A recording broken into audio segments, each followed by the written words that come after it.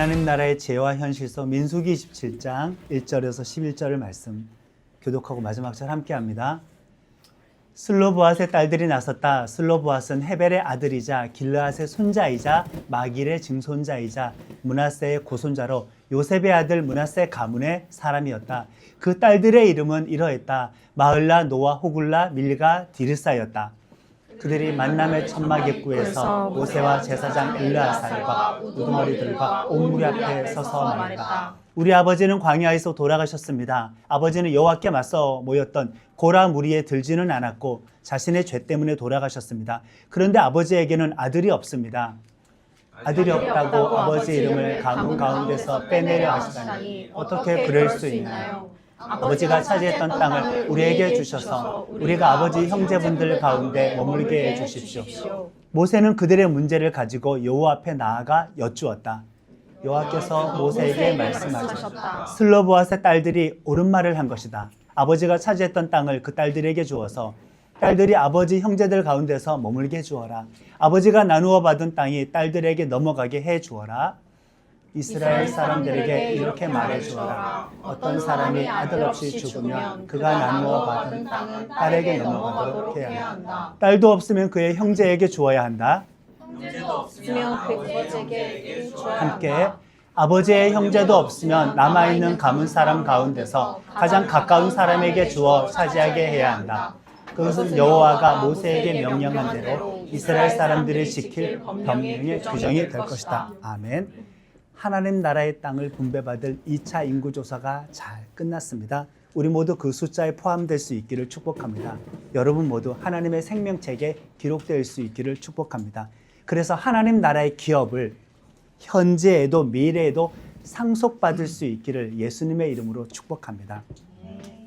지금 이 땅 분배와 관계된 중요한 말씀, 이 엄청난 말씀이 진행되고 있는 중에 방금 전에 우리가 아주 어울리지 않는 사소한 말씀 하나를 읽었습니다. 갑자기 여인들의 재산권 행사에 대한 그 말씀입니다. 이게 민수기에 어울리나요? 지금 2차 인구조사 했어요. 땅 분배에 대한 거대한 이야기입니다. 하나님 나라를 만들어가는 엄청난 물줄기가 민수기를 통해서 쭉 흐르고 있는데 이 흐름에 어울리지도 않게 무게감도 없이 너무나 사소한 한 여인들의 재산권에 대한 그 불평의 말씀이 지금 등장했죠. 너무 생뚱맞지 않습니까? 삭제하는 게 민수기에 어쩌면 더 어울릴 수 있습니다. 내용은 이렇습니다. 이제 너희들이 가나안 땅에 들어가면은 정복하고 정착해서 땅을 분배받게 될 텐데, 자, 일단 지파별로는 제비 뽑아서 그 땅을 나누어 가져라. 그리고 그 지파 안에서는 가족별로 가장들, 아버지들이겠죠. 그 남자 아버지들을 대표로 모아서 가정별로는 그렇게 땅을 나누어 가져라. 이렇게 말씀을 하나님께서 전해주신 겁니다. 제비뽑기로 지파별로 땅을 나눈다는 의미가 무엇일까? 그냥 우연에 맡겨서 땅 분배를 한다라는 걸까? 단순히 뽑기 운에 맡기라는 뜻일까? 제비뽑기는 우리가 손쓸 수 있는 영역입니까? 손쓸 수 없는 영역입니까? 이것만큼은 그 전에 사전 작업으로는 내가 아무리 무슨 노력을 했어도 최종 결정에 있어서 제비뽑기를 한다라는 것은 운에 맡기자는 것이 아니라 인간의 의지로 땅 분배의 과정이 완료되는 것이 아니다. 땅의 주권은 누구에게 있다? 하나님에게 있다. 그것을 인정시키기 위해서 제비뽑기로 땅을 나누어 주라고 하셨습니다. 자, 그러면 보세요. 지금 하나님의 주권이 강조된 이 땅 분배의 명령 앞에서 어디 감히 누가 하나님의 명령은 부당합니다. 거기에는 허점이 많아요. 빈틈이 많습니다라고 지금 이 엄숙한 분위기 속에서 누가 과연 반론을 제기할 수가 있겠습니까? 하나님의 주권 앞에서는 인간의 모든 자유의지를 포기하고 무조건 예스, 군말하지 않겠습니다. 하나님 말씀하셨으면 토달지 않을게요. 내 자유의지를 그냥 다 버리겠습니다. 절대적으로 하나님의 주권 앞에서 그냥 믿고 순종하겠습니다. 이게 옳은 걸까? 일단은 옳아 보이죠. 믿음 좋은 것처럼 일단은 보입니다. 그런데 주권적인 하나님의 최초의 명령에서도 약간의 빈틈은 있었다. 문제는 므낫세 지파의 한 가족이 있었는데 그 가족의 가장을 호출해서 그 가장에게 그 가족의 땅을 줘야 되는데 땅 받으러 나올 가장이 없었다는 겁니다.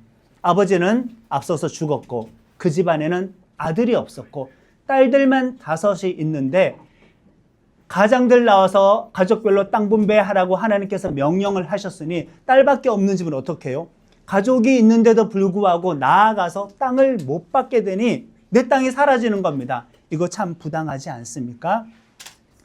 그렇다면 자 보세요. 하나님의 주권적인 명령이잖아요. 그냥 순종해야 될까? 하나님의 명령이니까 그냥 순종해야 될까? 이 죽은 슬로보앗의 5딸 말라, 노아, 호글라, 밀가, 디르사는 용기 있게 성막 앞으로 나왔습니다. 자, 3,300년 전입니다. 우리 한 100 몇십 년 전만 해도 조선시대였어요. 가부장적인 사회였습니다. 3,300년 전이었습니다. 하나님 앞에 5 딸들이 나왔습니다. 성막 앞에. 그리고 모세와 대제사장 앞에 나왔습니다. 거기에는 온 백성의 지도자들도 모여 있었습니다. 그리고 그 땅 분배 말씀을 듣기 위해서 그 앞으로 모든 백성들이 모여서 주목하고 있는 너무 엄격한 그 자리에 이미 일방적인 주권적인 하나님의 땅 분배 말씀이 떨어진 그 이후에 나왔습니다. 여러분 같으면 나올 수 있을까? 과거의 제 성격으로는 저는 컴플레인을 잘 못합니다. 음식을 먹다 머리카락이 나와도 그냥 빼고 먹고 말지. 제 성격상 어떤 불만을 제시하지 못하는데 이 슬로보앗의 딸들은 나왔어요.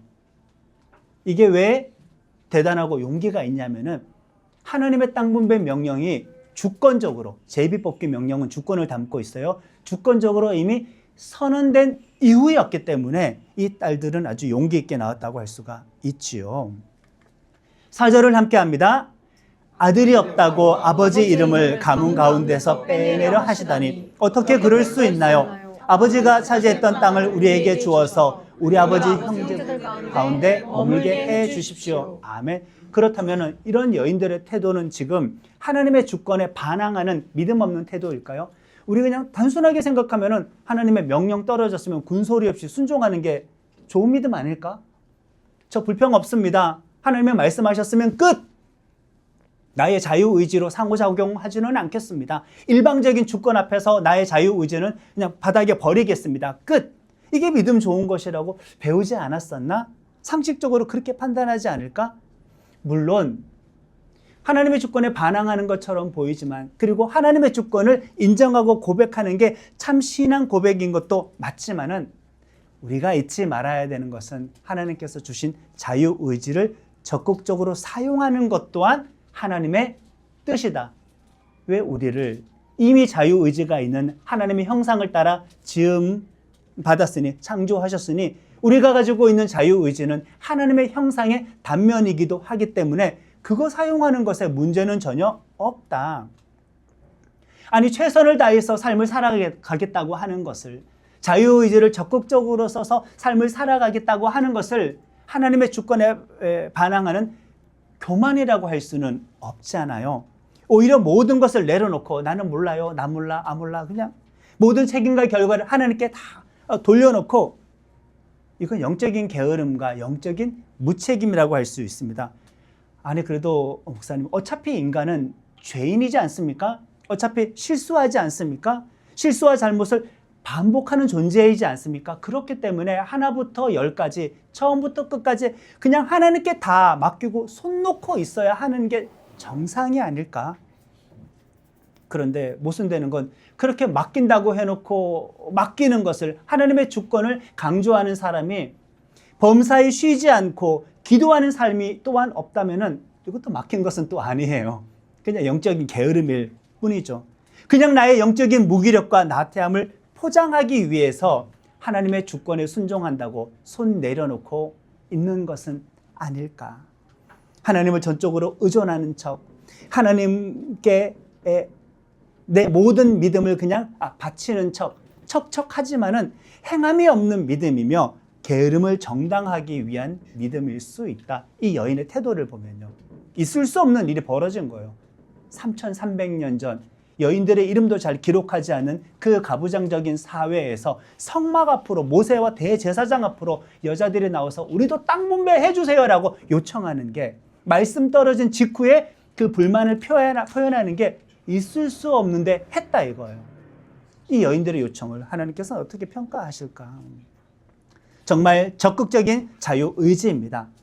사실 가나안 땅도 보세요. 하나님께서 주신 젖과 꿀이 흐르는 그 땅, 하나님 나라의 땅을 상징하는데 그 땅에 건너갔다 칩시다. 하나님의 뜻이에요. 정복전쟁은 누가 해야 돼요? 어차피 백성들이 해야 돼요. 물론 하나님을 대신하는 성전, 대리전이긴 하지만은 하나님의 주권적인 계획 안에서도 가나안을 정복하는 것은 엄청난 자유의지가 필요한 것이죠. 전쟁을 한다는 것은 인간 자유의지의 끝판왕이라고 할 수가 있겠죠. 목숨을 걸어야 되니까. 그러니까 하나님의 주권적인 계획에도 인간의 자유의지는 필요하다. 저도 이 표현은 좋아하기는 하는데 하나님이 하셔. 맞습니다. 우리를 통해 일하십니다. 그러나 인간이 자유의지 없이 하나님의 주권만 강조하게 되면은 오히려 무슨 결론에 도달하는지 아십니까? 그렇게 되었어? 운명이야. 그렇게 되었어? 운명이야. 그렇게 되었어? 원래 그렇게 되기로 정해진 운명이었어. 나의 자유의지를 내려놓고 주권을 사모하는 사람, 주권만 강조하다 보면은 나의 자유의지로 하나님의 주권과 상호작용하여 더 선한 방향으로 하나님께서 조율해 주실 수도 있는데, 조율해 가실 수도 있는데, 그래? 너가 그렇게 운명 속에 갇히기를 원한다면은, 너의 자유의지를 네가 그렇게 포기하기를 원한다면은 너의 선택이니까 하나님께서 내버려 둘 수밖에 없는 거죠. 그러면 그 사람은 그렇게 살아가고 나서 다 하나님의 뜻이었어요. 하나님의 뜻이었어요. 정말 모든 것이 다 그럴까? 열심히 살지만 하나님이 하셔. 지나치게 애쓰고 수고하지만 하나님이 하셔. 너무 고생하지는 마라. 하나님이 하셔. 물론 맞는 말이긴 한데 위로도 적당한 위로가 되는데 우리의 자유의지를 뿌리째 뽑아내려고 하는 위로가 이게 바른 위로일까? 바른 위로일까? 교회 다니는 성도들이 최선이라고 생각하는 수준이 왜 믿지 않는 사람들이 최선이라고 생각하는 수준보다 한참 떨어질까? 그런 걸 여러분들은 관찰하셨습니까? 신앙생활 하다 보면은 바깥에서 여러분 열심히 살아가는 불신자들 보십니까? 나보다 더 대단한 사람 많이 있죠. 왜 평균적으로 신앙생활하는 사람들이 최선의 삶이라고 생각하는 그 최선의 수준이 오히려 하나님을 모르는 사람들이 최선이라고 말을 하는 것보다 그 기준선이 한참 아래에 가 있을까? 오히려 자유의지가 하나님으로부터 온 선물이라는 것을 우리가 깨달았으면은 더 자유의지를 사용해야 하는 것은 아니겠습니까? 하나님께서 세상에 사랑 주시기를 원합니다. 하나님 이 세상에 전쟁 그치게 해주시기를 원합니다. 하나님 이 세상에 자비 쏟아주시기를 원합니다. 하나님 이 세상 사람들에게 행복 주시기를 원합니다. 하나님 이 세상 사람들에게 기쁨 주시기를 원합니다. 하나님이 해주시기를 원합니다. 여기서 누가 해야 돼요? 그 일들을. 내 자유의지로 그것을 하면은 나를 통하여 하나님의 나라가 세상 가운데 드러나게 되는 거고 나를 통하여 이 세상 가운데 하나님의 나라가 확장되는 것이니 하나님의 나라가 이 세상에 접목되기 위해서라도 우리의 자유의지는 필수적이다. 우리의 자유의지로 하나님을 보이면은 하나님 나라를 드러내게 되는 것입니다. 하나님 나라는 당연히 하나님의 뜻이죠. 근데 우리를 통해서 하나님의 나라가 보여진다. 예수님의 십자가 죽음이 하나님 나라를 온전하게 보이셨죠? 근데 예수님 그거 만만치 않은 일이었거든요. 죽어야 되니까. 이 잔이 내게서 지나갔으면 하고 기도했단 말이에요. 그러나 하나님의 뜻대로 되기를 원합니다라고 예수님께서는 기도하셨어요. 자, 그러면 하나님의 뜻대로 되기를 원한다고 기도했으니 주권에 맡긴 거잖아요. 그러면 예수님은 그 일이 이루어지기 위해서 손 놓고 있었을까요? 예수님은 그냥 하나님께 등 떠밀려서 십자가로 가셨나요? 자발적으로, 너무나 적극적으로, 정말 적극적으로 엄청난 자유의지로 십자가 죽음을 향하여 달려가셨어요. 예수님도 하나님 뜻대로 되기를 원한다고 기도했지만은 예수님의 자유의지로 순종하셨지 마지못해 등 떠밀려 십자가에서 죽으셔서 우리 죄 사하시고 구원하신 것은 아니라 이거예요. 우리가 예수님을 그렇게 믿고 있어요. 예수님은 본을 보여주셨습니다. 5절과 6절의 말씀을 함께 합니다. 모세는 그들의 문제를 가지고 여호와 앞에 나아가 여쭈었다. 여호와께서 모세에게 말씀하셨다. 하나님은 모세에게 슬로브앗의 딸들이 말이 옳다고 하셨어요. 대단하죠. 주권적인 땅 분배 명령 앞에 끝났는데 경우 없이 엄숙한 자리에 찾아와가지고 고대 시대에 여인들이 컴플레인 했단 말이에요. 하나님이 컴플레인을 접수하셨다. 대단하지 않습니까? 대단합니다. 집안 대표로 땅을 받을 아버지나 아들이 없으면 그 땅을 딸들에게 나누어 주어라. 딸이 없으면은 아버지의 형제에게 주든지, 그 형제마저 없으면 촌수가 최대한 가까운 순서별로 그 한 가족이 할당받은 땅을 전달해 주도록 이렇게 하셨습니다. 야, 이게 얼마나 대단한 것이냐면은, 정말 대단한 것이냐면은 하나님께서 최초에 하셨던 말씀이 있는데 딸들의 요청 때문에 이미 말을 뱉어버렸는데도 불구하고 그 말을 개정하고 추가하셨어요. 자존심 상하는 일 아닐까요? 여러분들이 멋지게 준비해서 어디 여러분들이 그냥 뭐 대통령이에요, 대장이에요, 리더예요, 멋진 이야기를 했는데 부하 직원에 와가지고 방금 이미 그 연설이 끝났단 말이에요. 거기에 많이 빈틈이 있고 허점이 있어요.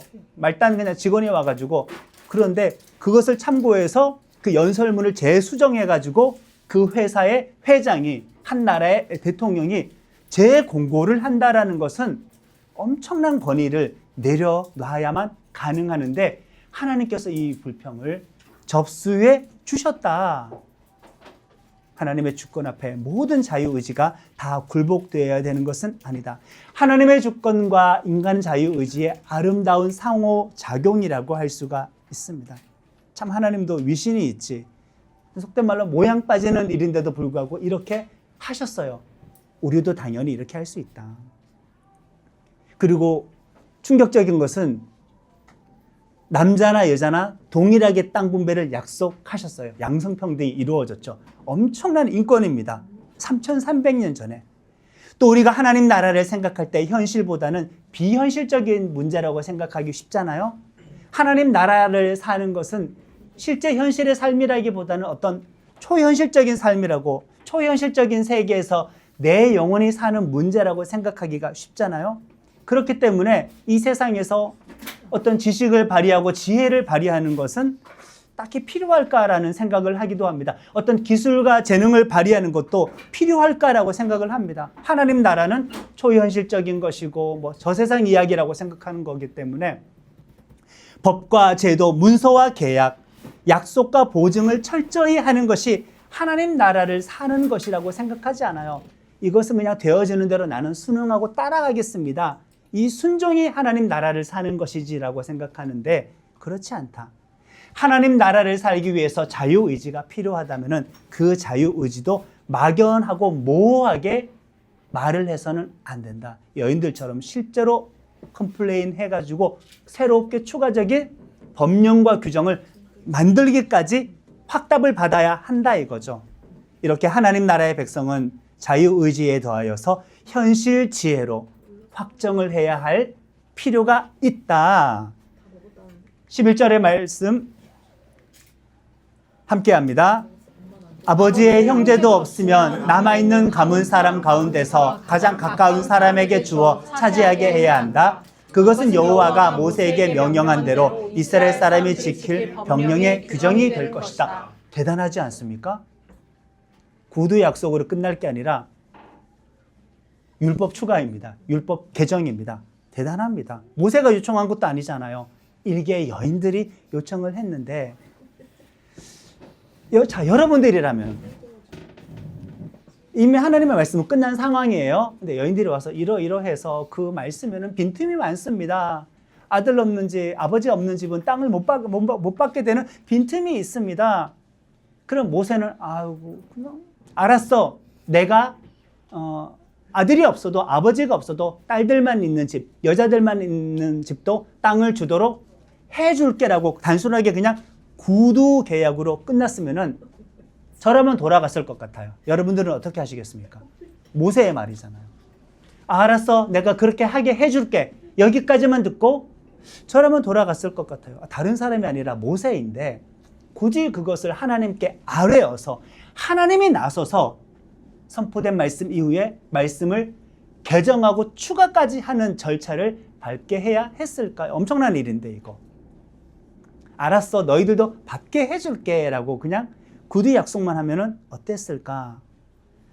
어떤 문사나 계약서, 확인서가 없이 가라고 했으면 저라면 갔을 것 같습니다. 보통 교회 공동체가 어떤 원리 원칙, 규정과 규칙보다는 온정주의로 우리가 움직이기 참 쉽잖아요. 교훈을 줍니다. 좋은 게 좋은 거죠. 구두 약속을 신뢰하고 돌아가야 되는 것.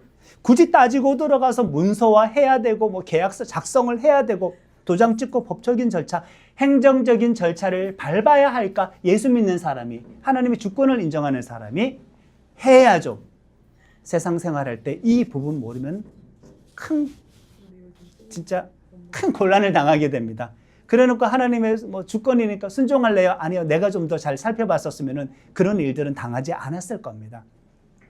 믿음을 중요한 가치로 알고 자유로운 성령의 감동과 역사를 추구하는 성도들이 지독하게 따지고 얼굴 붉히는 것을 꺼려하는 것은 사실입니다. 모세의 말만 믿고 그 약속만 받고 돌아가기가 쉬웠겠지만 문제는 모세는 가나안 땅을 건너가요? 안 건너가요? 안 건너가요? 못 건너가요. 땅 분배할 때 모세가 그 자리에 있어요? 없어요? 없어요. 지도자가 바뀌어요. 그러면 구두 약속만 믿고 가면은 지켜질까? 세상에 죄가 있고 인간의 본성 가운데는 악이 있는데 땅 욕심 있는 다른 집 하나 아니면 같은 집 하나에서 다른 가족들이 남자 없는 여자들만 있는 집이라고 무시해서 땅을 가져가 버려도 예전에 모세가 그렇게 이야기했는데요 라고 하면 증거가 뭐야? 모세는 죽었는데 이럴 수 있잖아요. 무슨 근거로 땅을 받아내겠습니까? 적당히 대충 일 처리하고 지나가는 것은 온전한 자유의지로 하나님 나라를 살아내는 방법이 아니다. 하나님 나라를 산다고 해서 막연히 잘 될 거라고 믿는 신앙주의로 살아가서는 안 된다. 자, 모세는 그 문제를 하나님께 가져갔고 하나님은 해답을 주셨고 그것을 법령의 규정으로 선언하셨습니다. 율법처럼 기록했다는 거죠. 기록된 겁니다. 대단합니다. 법과 제도, 규칙과 규정, 숙지, 일의 절차, 보증, 보장, 확인 문서 이런 것들을 싫어하면서 하나님의 주권에만 맡기면은 우리가 이 세상에서 하나님의 나라를 잘 살아갈 수 있을까? 하나님 나라의 열매를 잘 맺을 수 있을까? 아야, 저는 그런 거 싫습니다. 그때 성령께서 주시는 영감에 의지하여 제가 직통 계시파가 아니겠습니까? 그 시에 주는 그 말을 의지해서 성령의 감동만을 따라서 살아가겠습니다. 그렇다면 법령과 규정 필요 없죠. 모세 구두 약속만 하고 그때 그 상황 되어서 보자. 그런데 그렇게 하지 않았다. 하나님 나라의 백성은 현실을 지혜롭게 살지 미래를 느슨하게 긍정하면서 희망 회로를 돌리면서 살아가지는 않는다. 아직 벌어지지도 않을 일을 미리 나서서 준비하는 게 믿음인가요? 내일 일을 염려하지 말라고 했잖아요. 내일 일을 준비하지 말라고 하지는 않았단 말이에요. 아직 벌어지지도 않는 일을 미리 나서서 준비하는 게 이게 신앙인가? 이게 신앙인가? 오히려 하나님의 나라가 이토록 현실이라는 믿음이 있기 때문에 현실에서 하나님의 나라를 자유의지로 준비하는 겁니다. 믿음도 현실이고 예수님의 복음도 신화가 아니고 현실입니다. 자동차 사고 안 났는데 자동차 보험 왜 들어요? 연금보험 왜 들어요? 적금은 왜 들어요? 실손보험 왜 들어요? 당첨이 될지 안 될지도 모르는데 주택 청약은 왜 합니까? 그런 거 무시하고 그때 주시는 성령님의 감동을 따라가겠다고 했는데 그러고 나서 어떤 일들이 이루어지지 않았을 때는 하나님의 주권인가 보다. 하나님의 뜻인가 보다. 이거는 주권이 아니라 그냥 본인이 선택한 운명대로 살아가겠다는 거죠. 닥치면 해결해야 되지가 아니죠. 사고 날 일에 대해서, 내 몸이 망가질 일에 대해서, 내가 병날 일에 대해서, 시험 들 일에 대해서, 유혹당할 그 일에 대해서, 갈등할 일, 문제가 발생할 것 같은 모든 일에 대해서 지금 귀찮다고 대충 대응하는 것은 아니다. 구두 약속을 안 한다. 법령의 규정으로 마무리해야 된다. 나중에 어차피 대면해야 될 문제라고 한다면은 나중에 큰 갈등과 충돌을 피하기 위해서 엄청난 손해를 막기 위해서 미래에 있을 일도 우리의 자유의지로 미리 이렇게 일처리를 하는 것이 하나님 나라를 받는 사람들의 태도이다. 하나님 나라의 백성들의 태도이다. 하나님께 책임 전가하듯이 던져놓고 주권 그런 말을 우리 하지는 말아야 합니다. 슬로브아의 딸들의 땅 분배 요청은 자유의지와 현실 지혜의 믿음과 함께 하나님 나라에 대해서 우리에게 또 다른 중요한 교훈을 주는데, 이 딸들이 지금 거창한 요청을 한 것은 아닙니다. 어떤 종교적인 요청이었나요? 뭐 율법적인 요청? 예배 드리는 방법? 어떤 제사 방법? 어떤 영적인 일? 어떤 예언자의 말을 어떤 전달했나요? 어떤 정결법에 대한 말이었나요? 그게 아니잖아. 현실의 땅 문제입니다. 하나님의 나라가 이렇게 현실적인 문제이구나. 이 사건이 여기에 등장했다라는 자체만으로 민수기 맨 마지막 단락도 이 딸들 이야기입니다. 거대한 이야기 속에 사소한 이야기로 마무리를 짓네. 그게 아니라 하나님의 나라는 이렇게 일상이다, 현실이다, 실제이다라는 것을 우리들에게 알려주고 있죠. 하나님 나라에서의 삶이 아주 신비하고 이상적인 것만은 아니다.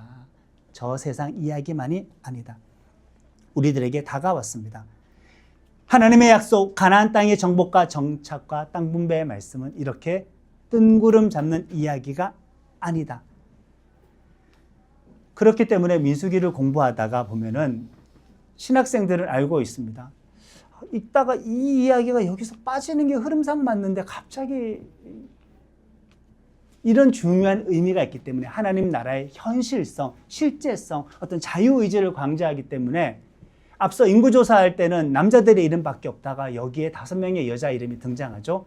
그래서 이것은 암기 내용입니다. 기출문제이기 때문에 한 20년 더 지났지만 아직도 이 5명의 이름을 암기하고 저는 있어요. 일상의 삶에 대한 애착이 없이 의지 없이 손 놓고 살면서 하나님 나라를 막연하게 꿈꾸지 말아야 된다. 언제든지 가나안 땅에서 생길 수 있는 문제가 나온 것은 그만큼 하나님의 나라는 현실이다, 실제다, 가까이 왔다, 이 뜻이 됩니다. 내 주 예수 모신 곳이 그 어디나 하늘나라라고 한다면 이미 우리는 일상과 현실에서 하나님 나라를 살아가고 있으니 일상과 현실에서 자유의지를, 현실 지혜를, 그리고 일상과 실제 속에서 하나님 나라를 고백하고 살아야 할 줄로 믿습니다. 자, 여러분들은 하나님 나라를 지금 살아가고 있습니다. 자유의지로, 지혜로, 현실로, 확신으로 우리 모두 다 하나님 나라를 살아 하나님 나라의 열매를 맺는 모든 성도가 되기를 예수님의 이름으로 축복합니다. 아멘. 아멘. 아멘.